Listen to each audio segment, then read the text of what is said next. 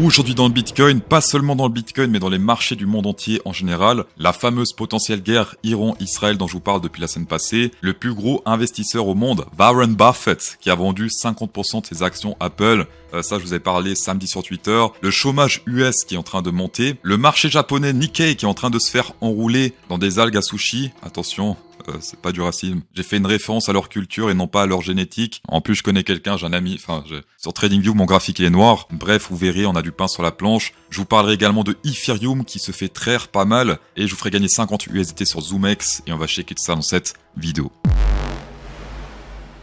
On va commencer par du Bitcoin en jour-lit. La première fois qu'on a la peur d'un crash financier durant tout ce range depuis tout 2024. On peut voir sur l'Opinterest une chose intéressante, c'est un peu l'indicateur du sentiment sur les futurs. On peut voir qu'on crée un range horizontal, bon ça fait longtemps que j'en parle, mais on crée un range horizontal sur l'Opinterest. Quand on monte, il y a pas mal de FOMO, quand on descend, eh bien c'est la peur. Et on peut voir que la peur actuelle qu'on a aujourd'hui, on l'avait déjà 3 fois en 2024. Ici c'était plus ou moins autour du juillet 2024, ici c'était en mai 2024. Même si l'action price fait que descendre, fait une sorte de broadening pattern actuellement, eh bien on peut voir que la peur, les positions ouvertes sont les mêmes sur le niveau actuel que sur le niveau précédent. On voit également le funding rate qui est légèrement négatif. Si le graphique veut bien afficher le funding rate, voilà.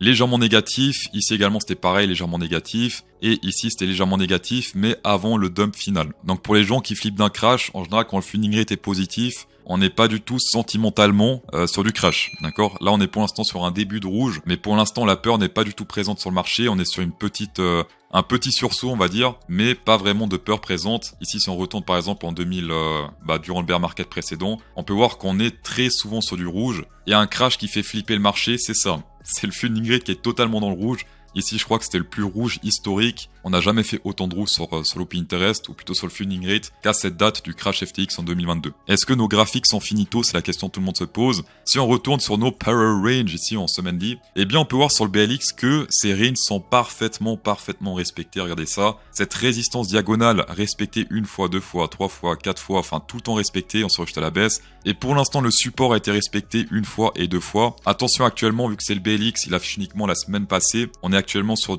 quand j'enregistre la vidéo, on est sur du 52 800 $.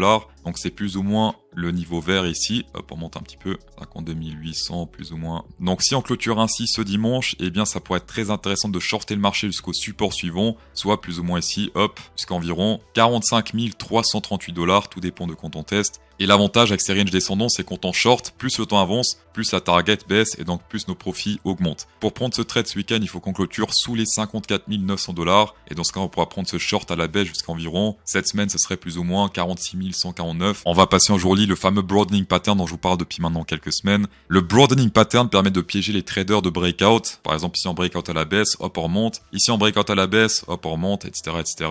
Une fois de plus, on a breakout à la baisse. Donc pour l'instant, ça ressemble plus à un piège de trader de breakout plutôt que de crash boursier, d'accord? Après un crash boursier, ça se passe pas sur un jour, ça se passe sur plusieurs mois, voire même plusieurs années. Donc là, pour l'instant, on est sur de la spéculation pure. Je rappelle également que MTGOX ont toujours plus de 2 milliards de dollars en Bitcoin à distribuer. Les derniers mouvements datent ici d'il y a 3 jours jusqu'à 5 jours. Donc ça également, ça peut venir n'importe quand. Hop, un petit transfert et hop, un petit dump sur le Bitcoin supplémentaire. Le Bitcoin Gap, les fameux Bitcoin Gap, on avait un gros gap ici autour des 59 000 $. Pour ceux qui savent pas ce que c'est le Bitcoin Gap, c'est simplement les institutionnels qui, lors des week-ends, quand les marchés sont fermés, mais pas le marché du Bitcoin, eh bien loupent des mouvements du Bitcoin. Ici, on peut voir par exemple les trous, c'est le Bitcoin qui a bougé le week-end.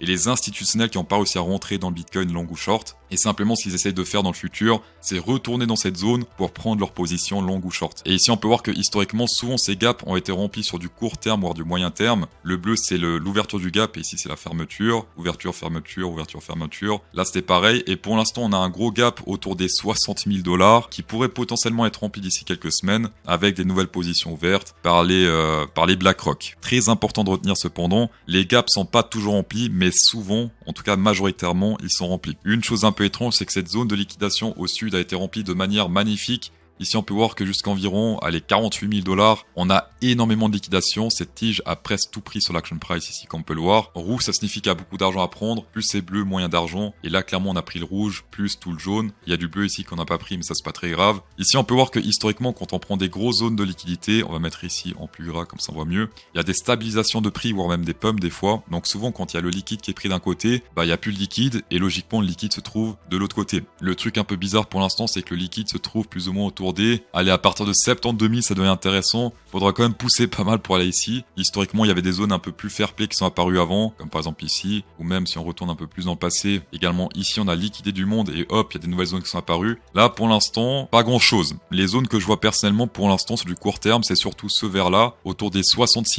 673 $ qui est apparu depuis pas si longtemps que ça. Ça, c'est pour l'instant la zone la plus intéressante sur du court terme, qui n'a pas encore été fill sur l'action price. Ici, on peut shaker également sur du court terme, moyen terme, long terme, etc.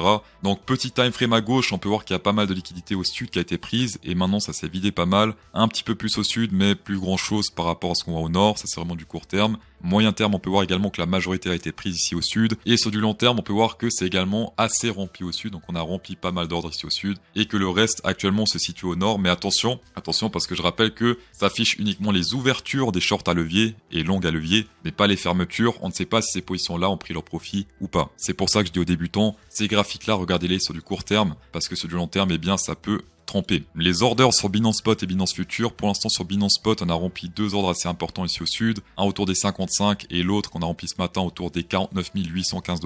Il n'y a pas beaucoup de nouvelles choses qui sont apparues sur Binance Spot, on va passer maintenant sur Binance Future. Binance Future, c'est plutôt vide également, mais on peut voir cependant quelques ordres assez importants qui sont ajoutés ici au nord, 56 000 $, pas mal d'ordres de vente dans cette zone. En description, j'ai des lots de consolation, alors ça va de 25 $ à 45 145 $ sur ZoomX. ZoomX très intéressant parce qu'il a tous les avantages possibles en ce moment, 10% de rabais sur les frais, 25 à 45 000 $, inscription en 5 secondes, grand max 5 secondes, et no KYC, puisque les autres exchanges sont en train de tous passer en mode KYC, et pour les personnes qui ont la flemme de faire une transition exchange, et bien simplement, inscription en 5 secondes grand max, donc c'est très court, et les transitions, j'ai l'impression en Occident, c'est de plus en plus à la mode, si vous voyez ce que je veux dire. Sur BitGet, un des plus gros exchanges dérivés, vous avez 10% de rabais, mais c'est pour les Suisses, les Belges, les Canadiens. BingX, pour ceux qui souhaitent trader les marchés traditionnels, shorter tout le bordel, la SP500, etc. Vous pouvez faire ça sur BingX, c'est également des bonus supplémentaires. Tapez dedans, Hit Inside.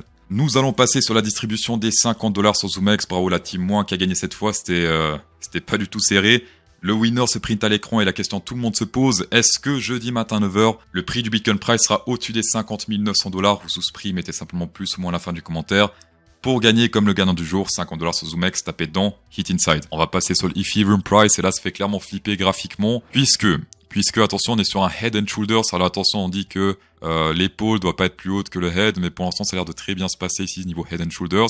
Un autre Head and Shoulders que peut-être vous voyez actuellement, ça se passe sur l'Open Interest, et d'ailleurs je crois que niveau Open Interest, on n'a jamais fait de dump comme ça durant tout le bull market. Ah ouais, c'est quand même assez hardcore ce qui se passe là. On va voir durant le crash FTX, est-ce qu'on a fait un truc similaire? Non. En tout cas, premier dump comme ça depuis très longtemps, ça c'est bon. La peur commence à s'installer sur le Ethereum selon moi, parce que là clairement ça c'est pas anodin. On voit également le funding rate qui est rouge depuis 2 jours sur l'Ethereum, sur le Bitcoin ça fait seulement un seul jour. Si on prend en compte ce Head and Shoulders sur l'Open Interest, on pourrait descendre ici jusqu'à environ plus ou moins 5 milliards, ouais 5,9 milliards, 6 milliards on peut arrondir. Donc on n'est pas encore vraiment sur la target atteinte. Oui, les Head and Shoulders c'est de la merde, c'est du 50-50. Ce que je préfère c'est vraiment, c'est simplement voir le sentiment du marché grâce à l'Open Interest. Je rappelle que Interest veut dire intérêt. Intérêt, c'est quoi? C'est du sentiment. Pour du DCA, c'est des zones idéales pour recharger. Je rappelle qu'on recharge pas quand l'Open Interest explose, comme par exemple dans cette zone-là, etc.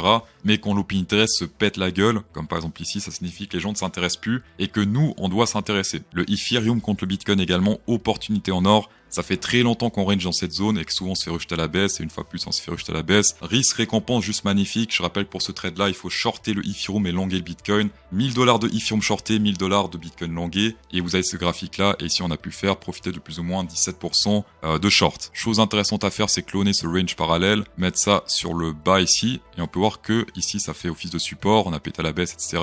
Et donc si on clôture ici de nouveau à la baisse sur le Ethereum contre le Bitcoin, c'est-à-dire si on pète ce niveau ici des 0,4-283, eh bien on pourra très facilement ici aller, comme ici, aller jusqu'au support suivant, soit plus ou moins ici 0,035616. Dans les prochaines heures, dans les prochains jours, ça peut être très intéressant si on clôture ce niveau ici à la baisse. Sur ZoomX, je rappelle, shortez le Ethereum, longuez le Bitcoin, et vous avez ces profits et ces losses qui s'affichent. On a également le dollar index qui est en train de péter un support ascendant très important à la baisse, que ce soit ici sur le RSI, sur l'action price, peu importe. Donc on a littéralement tout qui se pète la gueule, sauf quoi?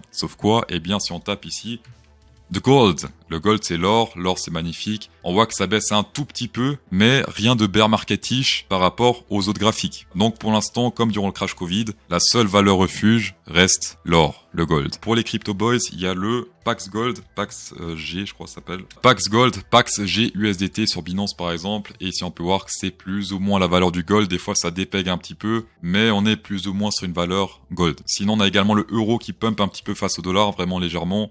Mais plus intéressant encore, c'est peut-être le franc suisse. Le franc suisse qui surperforme tout, qui fait une sorte de coupon handle W raté de naissance. C'est un peu bizarre ce qu'il fait, mais en tout cas c'est bullish, ça c'est le plus important. Dans tous les cas, merci d'avoir checké cette vidéo, c'est toujours un plaisir. Insérez un pouce bleu dans cette vidéo pour incrémenter encore plus le plaisir, et bonne soirée.